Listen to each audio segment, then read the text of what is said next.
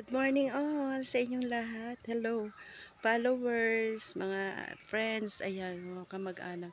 Hindi ako nakapag-vlog kasi nawalan kami ng may na route siguro dito na na kuryente na ng palapa ng ng coconut kasi sobrang hangin na isang araw kaya yun nadaganan siguro yung internet na ginaano namin. Ilang araw ako hindi naka-upload kaya yun hindi ako nakapag-update sa inyo. Kaya kumuha ko ngayon ng pam-vlog ko para sa sunod na araw i-upload ko kasi talagang wala akong time sa sa labas doon para sa tinampo para doon mag ano kami ng online kaya dito lang muna ako sa bahay. Ayan, busy-busyhan lang mga nanay diyan. Kamusta mga aking mga viewers diyan sa lahat. Yan lang ang aking vlog for today. Kaya yon dito isang linggo na guys ang wala siyang ulan. Kaya nice dito sa Bicol province. Kaya hindi ko alam po sa inyo diyan. Baka may mga ulan-ulan pa sa Metro Manila. Kaya yon dito yan ang ganda ng sagana yung oh. Yan. Yan na siya guys ang araw. Yan,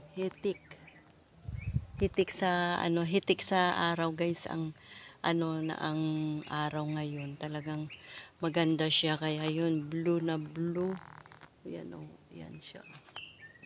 Blue na blue yung sky. Ayan, diyan ako nagtutod kanina kasi nilipat ko yung kamuti ko diyan oh.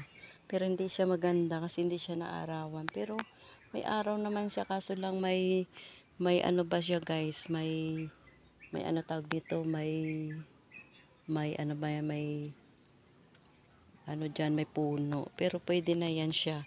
Kasi kuhaan natin ng mga panggulay natin, guys, diba?